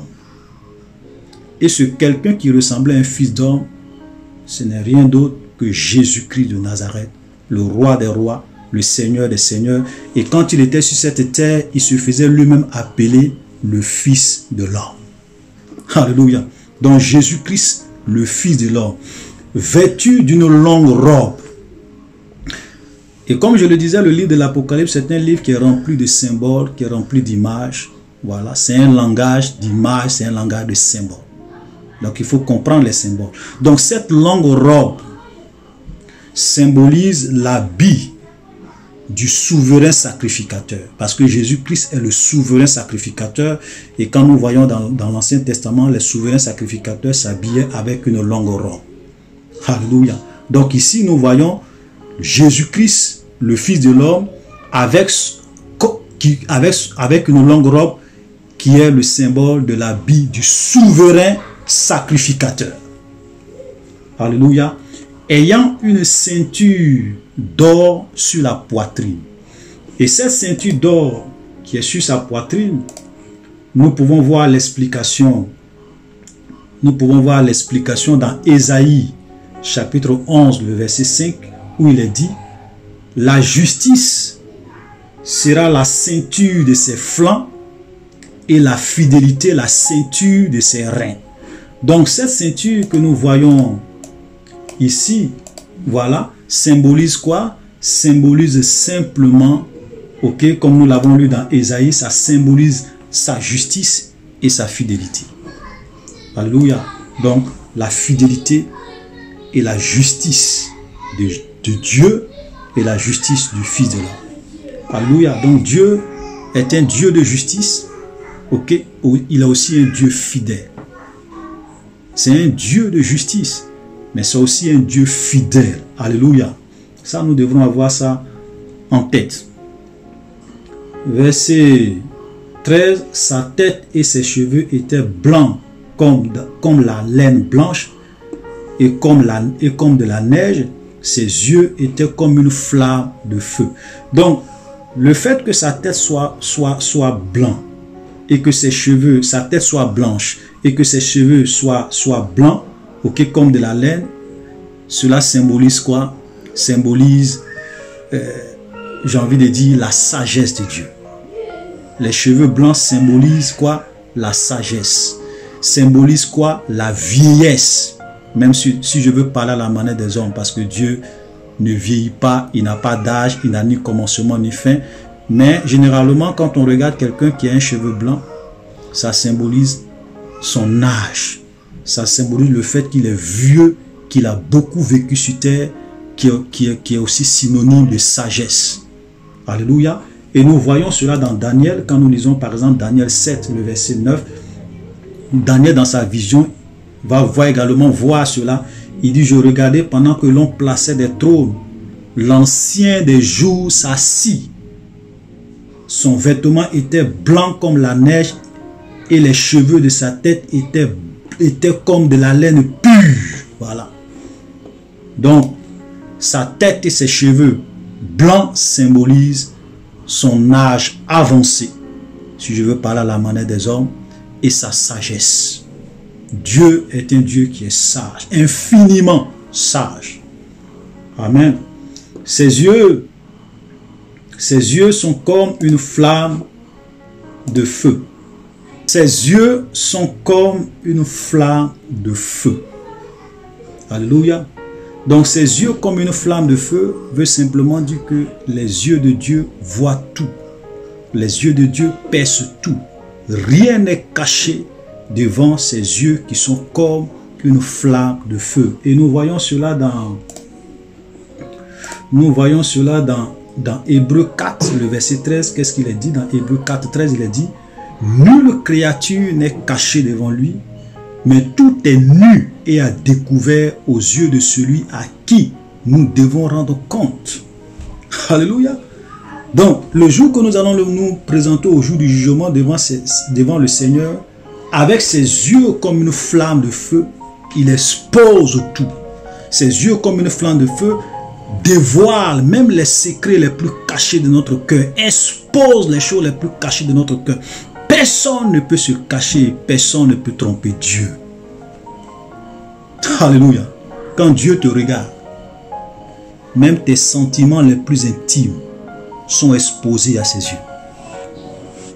Frères, c'est pour cela que nous ne devons pas vivre notre vie par rapport aux hommes. Il y a des chrétiens qui vivent une double vie, qui trompent leur pasteur, qui trompent leurs responsables, qui trompent leurs frères en Christ, parce que quand ils quittent l'église, eux-mêmes ils savent la vie qu'ils mènent dans le secret. Frères, laissez-moi vous dire, vous ne trompez personne. Vous ne trompez pas vos pasteurs, vous ne trompez pas vos responsables. Vous êtes en train de vous tromper vous-même. Parce qu'au jour du jugement, les secrets de vos cœurs, la vie que vous menez va être exposée. Jésus a dit, il n'y a rien de caché qui ne doit être dévoilé. Voilà. Il n'y a rien de caché qui ne doit être connu, qui ne doit être exposé. Tout sera exposé au dernier jour, dans le moindre détail.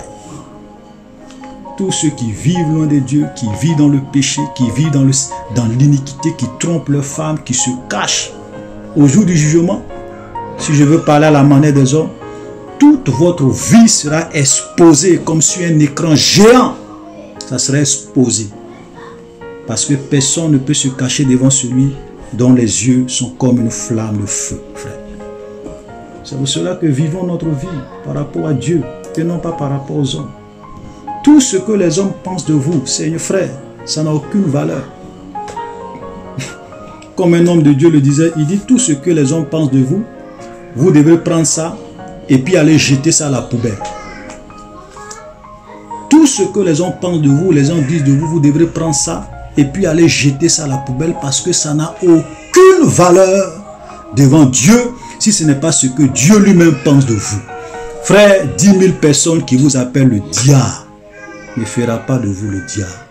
10 000 personnes qui vous appellent prophète ne fera pas de vous un prophète. Donc tout ce que les gens peuvent dire de vous n'a aucune valeur dans l'éternité si ce n'est pas ce que Dieu pense de vous. Voilà. Si tout à l'heure des gens se lèvent et puis disent, moi, par exemple, quelqu'un se lève et dit, moi je suis le diable. Même tous les gens de la terre reconnaissent que moi je suis le diable. Est-ce que ça va faire de moi le diable? Non.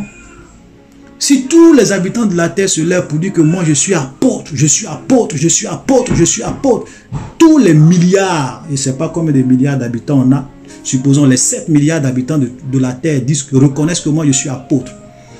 Est-ce que vous pensez que ça va faire de moi un apôtre si Dieu ne m'a pas appelé à être apôtre? Frère, la pensée des hommes, l'opinion des hommes n'a aucune valeur dans l'éternité. Il ne sait pas ce que Dieu pense de vous. C'est pour cela que je le dis et je le répète. Vis ta vie par rapport à Dieu. Voilà. Faisons attention. Parce qu'aujourd'hui, les gens sont là. C'est leur réputation. Non, qu'est-ce que les gens pensent de moi? Oui, si je fais ça, les gens vont penser ça. Frère, au jour du jugement, Dieu ne va pas interroger quelqu'un pour dire qu'est-ce que tu penses de celui-là. Jamais. Ses yeux comme une flamme de feu va exposer ta nature. Rien n'est caché devant lui. Alléluia. Verset 15. Ses pieds étaient semblables à de l'airain ardent, comme s'il eût été embrasé dans une fournaise, et sa voix était comme le bruit de grandes eaux. Alléluia. Donc, ses pieds semblables à de l'airain, parce que l'airain, quand on voit dans l'Ancien Testament, on nous parle de l'autel d'airain qui était dans le tabernacle.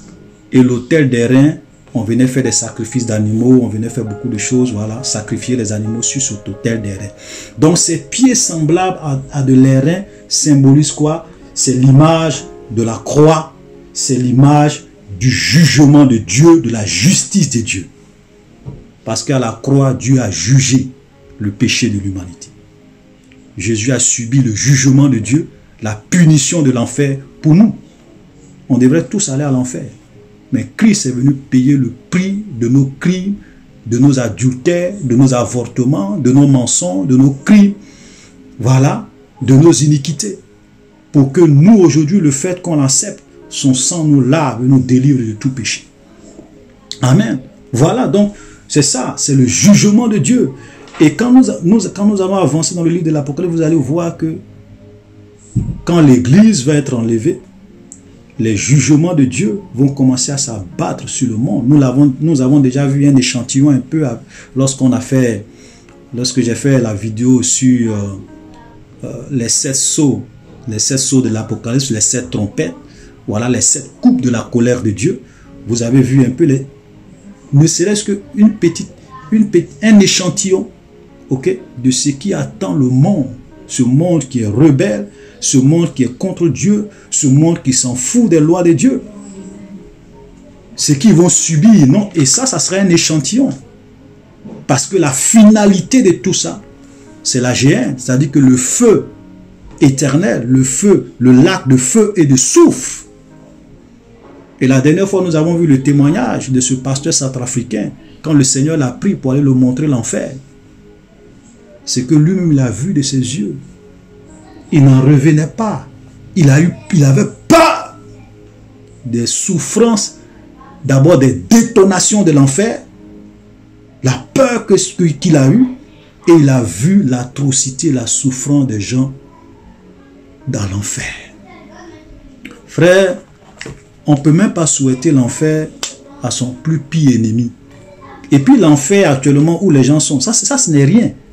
Parce que à la fin, ça sera l'étang ardent de feu et de soufre. Où le diable et les démons, le faux prophète vont être ceux qui seront les premiers à inaugurer l'étang de feu et de soufre. Ça sera le faux prophète et l'antichrist. Nous allons voir ça quand nous allons avancer dans le livre de l'Apocalypse. Et ensuite, le diable lui-même va les rejoindre. C'est terrible, frère. Amen.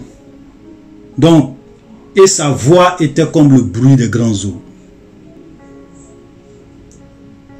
Sa voix était comme le bruit des grands eaux.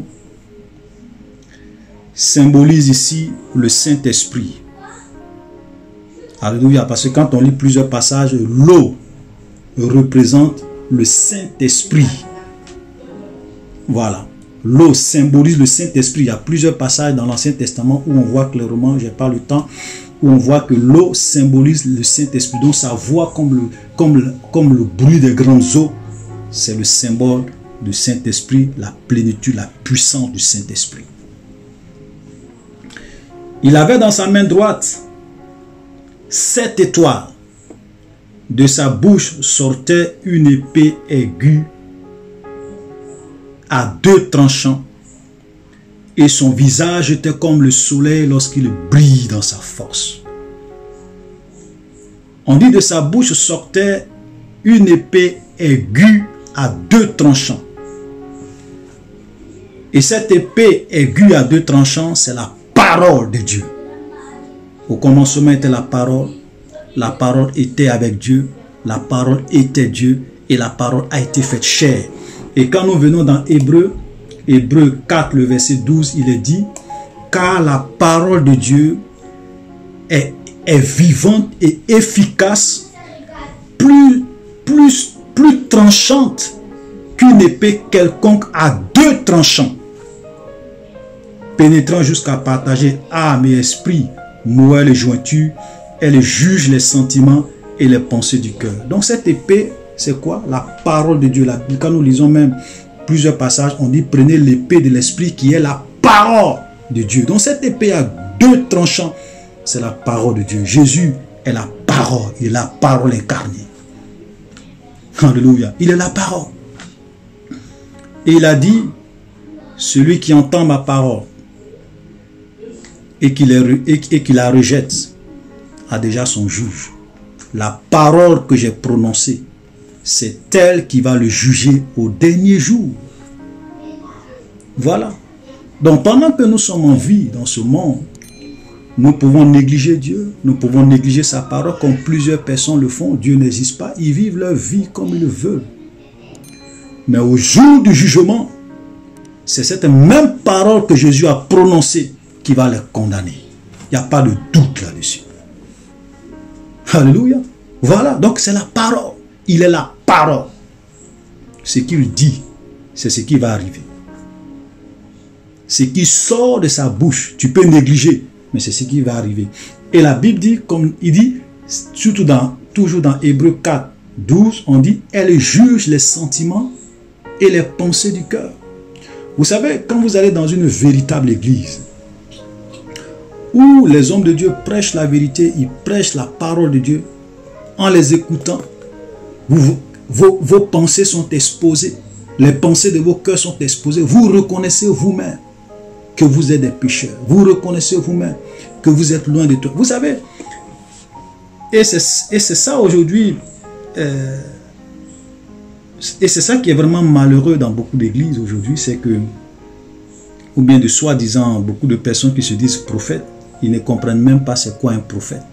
Les gens pensent qu'un prophète, c'est celui qui va venir te dire, ah mon frère, je suis dans ton village, ta maman est sorcière, ton papa est sorcier, ceci, cela. Non, non, non, mon frère, d'ici 1 an, voilà ce qui va arriver sur toi. Vous savez, prédire le futur. Prédire le futur. C'est une, j'ai envie de dire, c'est une petite partie du ministère du prophète. Une petite partie du ministère du prophète. Regardez tous les prophètes de l'Ancien Testament. Prenez tous leurs messages, prenez tous leurs livres. Ok? Et puis, essayez de voir combien de personnes ont prédit les choses. Regardez le pourcentage des choses qu'ils ont prédit concernant le futur. Faites le pourcentage. Vous prenez Isaïe, vous prenez Jérémie, vous prenez, comme on appelle, tous les prophètes. Et puis à la fin, vous prenez Jean-Baptiste. Je vais prendre le cas de Jean-Baptiste. Parce que je veux vraiment expliquer un certain nombre de choses. Parce qu'aujourd'hui, il y a trop de confusion dans l'église. Il y a trop de confusion. Oui, je suis dans ton village. Pendant que je suis en train de parler avec vous, je suis dans ton village en esprit. Voilà, voilà. Frère, ça c'est de la manipulation. Ça, c'est pas... Je l'ai dit une fois, j'ai dit, personne, aucun homme dans ce monde n'a le pouvoir d'être dans 2 endroits différents au même moment. Vous ne pouvez pas dire que pendant que vous êtes en train de causer avec quelqu'un, votre esprit est dans le village de quelqu'un. Ce n'est pas possible. Parce que quand Dieu vient prendre un prophète pour aller lui montrer quelque chose, pendant qu'il est en train de lui montrer cette chose en esprit, ok, la personne ne peut pas être là en train de causer avec toi, avec une autre personne. C'est pas, tu ne peux pas être double en même temps. Ce n'est pas possible. Quand Dieu te prend en esprit pour aller te montrer des visions, des choses, tu es là-bas. Tu es concentré sur ce qui te montre. Tu vois ce qui te montre. Mais tu ne peux pas être en même temps là et puis causer avec quelqu'un. Non, je suis dans ton village pendant que... Frère, c'est de la manipulation. Montrez-moi un seul verset qui confirme ça dans la Bible. Ça n'existe pas. Regardez, même Jean, quand il est sur l'île de Patmos et qu'il est ravi en esprit, il n'est pas en train de causer avec les gens. On l'a ravi en esprit pour aller lui montrer des choses futures. Il est là-bas, il est concentré. Maintenant, après qu'il revient en lui-même, il est capable de dire et d'écrire ce qu'il a vu. Comment nous, les enfants de Dieu, on peut se faire berner par ces faux prophètes aujourd'hui? Qui disent que pendant qu'ils sont dans ton, pendant qu'il est en train de parler avec toi, il est dans ton village. Il est dans la parcelle dans ton village. Et il y a des gens qui avalent ça. Même le diable n'a pas la possibilité d'être dans plusieurs endroits en même temps. Satan, la seule personne qui a ce pouvoir, c'est Dieu. Dieu est le seul omnipotent, omniprésent. Il est présent partout, au même moment, en même temps. Satan même n'a pas ce pouvoir. Que personne ne vous trompe sur ça. Alléluia. Voilà. Donc ça, je tenais à préciser ça. Donc tous ces pasteurs qui viennent, oui, je suis dans ton village, c'est de la manipulation. Et la dernière fois, je vous ai dit, quand je faisais l'étude sur les antichrists dans nos églises, la vidéo sur les antichrists dans nos églises, vous savez frère, le diable a la capacité de connaître votre vie. Il a un système de renseignement 24 heures sur 24 heures. Les démons sont un peu partout dans le monde.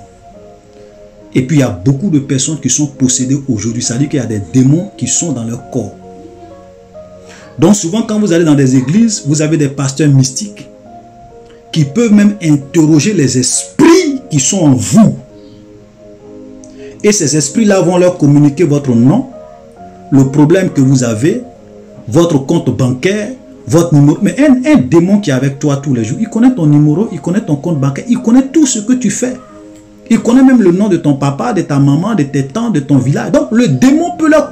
Comme ce sont des initiés, ils peuvent communiquer avec les démons spirituellement. Les démons peuvent leur parler spirituellement. Comme vous n'avez pas les yeux spirituels pour voir, eux ils voient, ils entendent. Donc, ils vont vous dire, oui, ma soeur, ton nom c'est tant, tu as tel compte bancaire, ta maman c'est tant, ton village c'est ça. Mais ça ne fait pas d'eux de vrais prophètes. Frère, vous pouvez aller voir des vrais marabouts. Écoutez-moi très bien. Vous pouvez aller voir des vrais marabouts. Ils vont vous dire des choses dans votre vie qui sont vraies. Comme je le disais, Satan a signé un décret. Les marabouts sont dans les églises, les féticheurs sont dans les églises, les mystiques sont dans les églises. Ce ne sont pas des hommes de Dieu. Ça, c'était une petite parenthèse, on va la fermer. Donc, revenons un peu, je voulais parler un peu du cas de Jean-Baptiste. Parce que les gens pensent qu'un prophète, c'est celui qui va toujours vous dire des choses dans le futur. Non. Vous savez, Jean-Baptiste, son message, c'était quoi? Repentez-vous, car le royaume des cieux approche. Changez de vie, car le royaume des cieux approche. Détournez-vous, changez de mentalité, changez de vision, car le royaume des cieux approche. Voilà le message de Jean-Baptiste. Il prêchait sur le péché, sur la sainteté, sur la pureté. Et c'était un prophète, le dernier des prophètes de l'Ancien Testament. Montrez-moi une prophétie que Jean-Baptiste a donnée sur le futur. Donnez-moi une seule prophétie de Jean-Baptiste sur le futur. Ça n'existe pas. Quand il a vu Jésus, il dit, je ne le connaissais pas, mais celui qui m'a envoyé baptiser d'eau m'a dit, celui-ci qui tu feras l'Esprit descendre comme une colombe, c'est lui qui est le Christ, c'est lui qui baptise d'eau et du Saint-Esprit. Et il a rendu témoignage de Jésus. Frère, c'est pour cela que je vous en prie, ne vous laissez pas distraire par ces gens qui viennent se donner des titres de prophètes pour vous distraire. Voilà. Et je vais vous dire encore une dernière chose. Quand on lit la Bible, Jésus dit, de tous ceux qui sont nés de femmes, il n'y a pas eu de plus grand que Jean-Baptiste. Et ce Jean-Baptiste n'a fait aucun miracle. En plus, ça veut dire que, au dit de Jésus, Jean-Baptiste était plus grand que Moïse. Jean-Baptiste était plus grand que Élie. Jean-Baptiste était plus grand que Ésaïe. De tous ceux qui sont nés de femmes, il n'y a pas eu de plus grand que Jean-Baptiste. Au moment où Jésus parlait, parce qu'après il dit le plus petit dans le royaume des cieux est plus grand que lui. Vous comprenez? Mais et ce Jean-Baptiste n'a fait aucun miracle.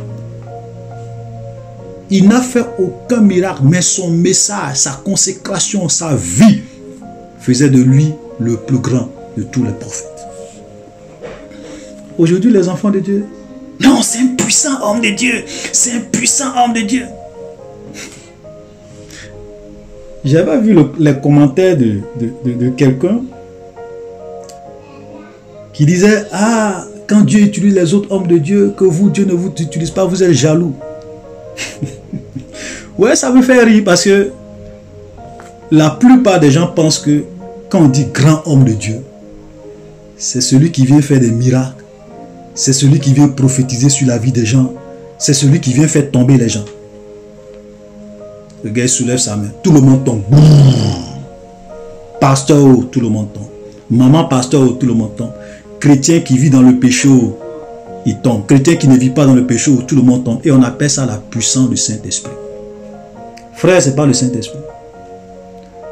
Parce que le Saint-Esprit n'est pas là pour s'amuser à faire tomber les gens. Quand l'Esprit de Dieu descend dans une assemblée, les gens qui craignent Dieu, ils se prosternent la face contre terre. Et ils adorent Dieu de tout leur cœur. Ils pleurent. Ils adorent Dieu véritablement. Ils se prosternent la face contre terre. Ce n'est pas des gens qui tombent en soulevant les pieds. Ça, ce n'est pas la puissance de Dieu. Si tu es possédé, je peux comprendre. Si quelqu'un est possédé et que l'Esprit de Dieu descend, la présence de l'Esprit de Dieu va faire que les démons qui sont dans les gens vont se manifester. Ils vont faire tomber les gens. Ils vont vous trimballer. Je suis d'accord avec ça. Mais comment se fait-il que le gars il soulève sa main? Même les pasteurs tombent. Même les chrétiens qui ne vivent pas dans le péché tombent. Même les chrétiens qui ne sont pas possédés, tout le monde tombe. Ça, c'est de la magie.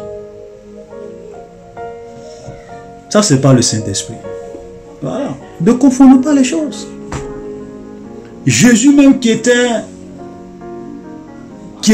avait la plénitude de l'Esprit de Dieu. Est-ce que quand Jésus est en train de prier avec ses disciples, est-ce que quand Jésus... Vous avez vu les disciples de Jésus tomber? Vous avez vu les disciples de Jésus tomber? Frère, Dieu nous respecte. Dieu, vous savez, Dieu, c'est ce que j'ai dit une fois, j'ai dit Dieu respecte la dignité de l'homme. Dieu respecte la dignité de l'homme. Le Seigneur ne peut pas s'amuser à faire tomber les gens sur les bancs, à les faire. Pourtant, tu n'es pas possédé, tu n'as pas un démon, tu trimbales. Et tu appelles ça puissance de Dieu. Magie. Alléluia. On va continuer. Donc, son visage était comme le soleil lorsqu'il brille dans sa force. Et ce visage qui brille comme le soleil dans toute sa force, c'est l'image de la pureté de Jésus. Parce que quand nous lisons dans 1 Timothée 6, le verset 16, il est dit que Dieu habite une lumière inaccessible que nul homme n'a vu ni ne peut voir, à qui appartient l'honneur, la puissance éternelle. Donc Dieu habite une lumière inaccessible, une gloire. La Bible dit qu'il n'y a point de variation d'ombre chez lui. C'est-à-dire que la lumière dans laquelle Dieu est, frère, c'est 10 000 fois plus puissant que la lumière du soleil lorsqu'il brille dans toute sa force. Dieu habite une lumière inaccessible que nul homme n'a vu ni ne peut voir. Alléluia. Donc sa pureté, l'image de sa pureté. Dieu est pur, frère. Dieu est saint. Dieu est trop pur. La Bible dit que les yeux de Dieu sont trop purs pour voir le mal. Alléluia. Amen. Et nous avons vu tout à l'heure qu'il avait dans sa main droite 7 étoiles. Et plus en bas, nous allons voir que les 7 étoiles symbolisent les 7 anges des 7 églises. Ok, verset 17. Quand je le vis, je tombais à ses pieds comme mort. Il posa sur moi sa main droite en disant: ne crains point, je suis le premier et le dernier. J'étais mort et voici je suis vivant au siècle des siècles. Je tiens les clés de la mort et du séjour de mort. Alléluia. Donc quand Jean va le voir, Jean va tomber comme un homme mort. Pourtant c'est ce même Jean, c'est ce même disciple de Jésus, Jean, qui lorsque Jésus était sur la terre, il se couchait sur la poitrine de Jésus. Jésus était son ami. Voilà. Mais voilà qu'il voit Jésus dans sa gloire. Il tombe parce que ce n'est pas le même Jésus. Frère, vous savez, Jésus, il est l'agneau de Dieu. Et il est le lion de la tribu de Juda. Dieu est amour. Mais Dieu a aussi un feu dévorant. C'est pour cela que nous devrons être équilibrés. Nous devrons avoir une vision équilibrée de Dieu. Beaucoup de personnes n'ont pas cette vision équilibrée de Dieu. Pour eux, Dieu est amour, Dieu est amour, Dieu est amour, Dieu est agneau. Oui, quand il était sur la terre, il est venu en tant que l'agneau. Il est venu en tant que le Dieu d'amour. Il est venu donner sa vie pour nous, pour que par son sacrifice nous soyons sauvés. Mais quand il reviendra, frère, ça ne sera plus l'agneau, mais ça sera le lion de la tribu de Juda. Et de la même manière que Jean va le voir et puis va tomber, les gens vont avoir peur. Parce que le Jésus qui revient, ce n'est pas l'agneau de Dieu qui revient. C'est le lion de la tribu de Juda qui revient pour juger le monde. Alléluia. Frère, ne vous trompez pas. Malheureusement, beaucoup d'entre nous, nous les enfants de Dieu, nous n'avons pas une vision équilibrée de Dieu. Nous n'avons pas la bonne vision de Dieu. On pense seulement que Dieu est amour. Dieu est amour, mes frères. Dieu est aussi un feu dévorant. Il est le lion et il est l'agneau, mais il est aussi le lion de la tribu de Juda. Il est aussi amour, mais il est aussi un feu dévorant. Alléluia. Vous savez, souvent quand je suis là et puis je pense, souvent je me dis, mais qu'est-ce qui a pu bien pousser le diable à penser un seul instant qu'il peut être comme Dieu, qu'il peut prendre la place de Dieu, qu'il peut renverser Dieu. Et souvent je me dis, peut-être que il était avec Dieu et puis Dieu se montrait à lui comme étant un agneau, son ami, un truc. Donc il pensait que Dieu était son égal. Parce qu'il ne connaissait pas l'autre facette de Dieu. Il ne connaissait pas l'autre visage de Dieu. Ça, c'est mon propre opinion. Hein. Voilà, c'est pas biblique, je le dis. C'est ce que souvent, quand je suis là, je pense, c'est ce que je me dis. Ça peut être vrai, ça peut être faux. Alléluia. Donc, nous devons avoir cette vision équilibrée de Dieu. Sinon, nous allons nous égarer. Nous allons nous perdre comme le diable qui a pensé que Dieu était son ami, Dieu était son compagnon, son camarade. Il y a des gens qui pensent que Dieu, c'est leur ami. Il y a des gens qui pensent que Dieu, c'est leur petit copain du quartier. Vous vous trompez mal, frère. Vous vous trompez mal. C'est au jour du jugement, les gens vont se rendre compte que qui est Dieu. Ils vont se rendre compte que Dieu est un feu dévorant. Donc il va tomber. Et le Seigneur va mettre sa main sur lui et il dit, ne crains point, je suis le premier et le dernier.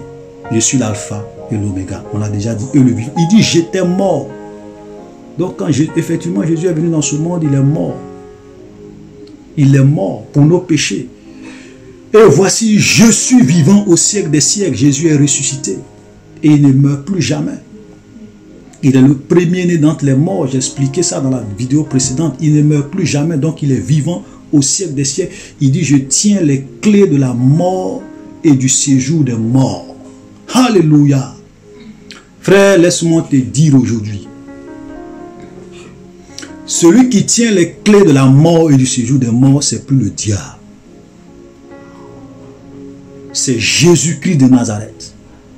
C'est pour cela que quand tu es un véritable enfant de Dieu, excusez-moi, un véritable serviteur de Dieu, ne meurt pas avant son temps. Frère, le jour que vous allez apprendre que je suis mort, tant que je crains Dieu, c'est parce que mon temps est arrivé. Alléluia. Même si vous apprenez demain que je suis mort, c'est parce que le temps de Dieu est arrivé. Voilà. Nous ne devons pas craindre le diable, nous ne devons pas craindre les sorciers, nous ne devons pas craindre les mystiques, nous ne devons pas craindre les ténèbres. Un enfant de Dieu ne meurt pas avant son temps. Parce que celui qui tient les clés de la mort et du séjour des morts, c'est Jésus-Christ de Nazareth, ce n'est pas le diable. Un enfant de Dieu, je dis bien un enfant de Dieu. Écoutez-moi très bien, parce que si tu vis dans le péché, si tu vis dans le mal, si tu mènes une double vie, si tu n'obéis pas à la parole de Dieu, frère, si le diable même veut aujourd'hui, il peut te tuer. Si les sorciers veulent aujourd'hui, ils peuvent te tuer. C'est pour cela que souvent vous entendez que oui, les sorciers ont tué tel chrétien, les sorciers ont tué tel pasteur. Allez bien vous renseigner. Quelle est la vie qu'il menait? Ce chrétien-là, quelle est la vie qu'il menait? Un enfant de Dieu qui craint Dieu, même tous les démons de la terre, même le diable lui-même en personne, ils n'ont qu'à venir et qu'ils essaient de le tuer, ils ne pourront pas. Même s'il monte dans un avion, Satan même n'est qu'à réunir tous les démons pour faire écraser l'avion pour qu'il meure. Il ne va pas mourir tant que le temps de Dieu n'est pas arrivé pour lui. Même s'il prend un véhicule, ok, Satan n'est qu'à réunir tous les démons de la terre pour pousser ce véhicule à faire accident. Ça ne va pas arriver. Parce que l'ange de l'Éternel campe autour de ceux qui le craignent.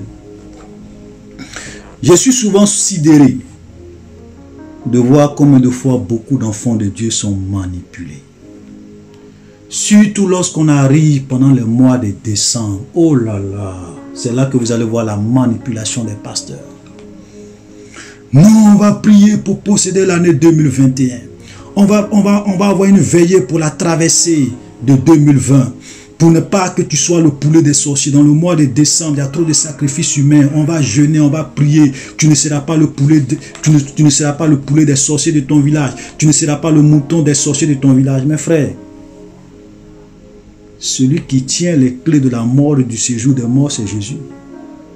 Comment tu peux un seul instant penser que toi, un véritable enfant de Dieu, tu peux être le poulet d'un sorcier? Comment tu peux penser un seul instant, toi, un véritable enfant de Dieu, que tu peux être le mouton d'un sorcier? Alors que celui qui tient les clés de la mort et du séjour des morts, c'est le Dieu que tu adores. Comment? Vous voyez, les pasteurs jouent sur votre peur, ils jouent sur vos émotions pour vous manipuler, pour vous embrouiller et pour vous soutirer de l'argent, beaucoup d'argent pendant le mois de décembre. On voit des gens, non, venez faire des enveloppes, mettez l'argent, soulevez l'argent, on va prier. Voilà, vous allez donner ça comme offrande pour l'année 2021. Vous allez voir quand on va arriver dans le mois de décembre. Surtout le 31 décembre.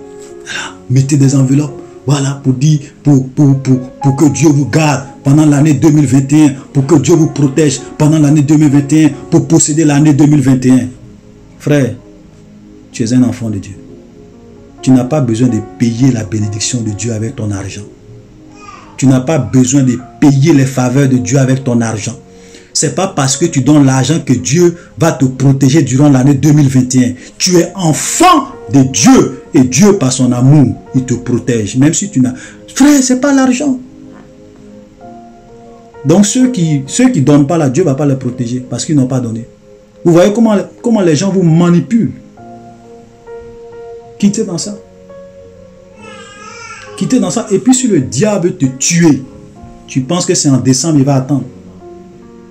Je le disais une fois, il dit, si tu vis dans le péché, si le diable veut te tuer, il va attendre un bon moment dans l'année. Au moment où tu vis dans le péché, où tu te plais dans le péché, où tu penses qu'il n'aura rien, c'est là que le diable va te frapper. Est-ce que quand on commence l'année 2031, est-ce que c'est dans le mois de décembre seulement que les sorciers tuent les gens? Frère, je vous pose la question. Est-ce que tous les gens qui meurent là, par la sorcellerie, là, c'est seulement dans le mois de décembre? Arrêtez de vous faire manipuler. Alléluia. Donc, je tiens les clés de la mort et du séjour des morts. On va aller vite, on va terminer. Écris donc les choses que tu as vues, celles qui sont et celles qui doivent arriver après elles. Donc ça, déjà, nous voyons que le livre de l'Apocalypse est divisé en deux grandes parties. Il y a les choses qui sont et il y a les choses qui doivent arriver. Ok? Donc les choses qui sont, nous allons les voir, ce sera le message que le Seigneur envoie aux 7 églises. Et puis après cela, il y a les choses que Jean va voir qui va concerner le futur, les choses qui vont arriver dans le futur. Alléluia. Verset 20, le dernier verset, nous allons nous arrêter là. Le mystère des 7 étoiles que tu as vues dans ma main droite et des 7 chandeliers d'or. Les 7 étoiles, donc on donne maintenant l'explication. Les 7 étoiles sont les 7 anges des 7 églises. Et les 7 chandeliers sont les 7 églises. Alléluia. Donc ici, quand on dit ange, on peut le traduire par aussi messager. Voilà, la traduction, ce sont des messagers, ou bien on peut dire messager ou bien ange. Donc les messagers des 7 églises, c'est-à-dire que les responsables de ces églises, les gens qui ont la parole dans la bouche desquels Dieu a mis la parole, les pasteurs qui enseignent la parole, qui enseignent, qui donnent le message de Dieu. Donc ce sont les responsables de ces 7 églises-là. Et puis les 7 chandeliers, ce sont les 7 églises, on a déjà vu.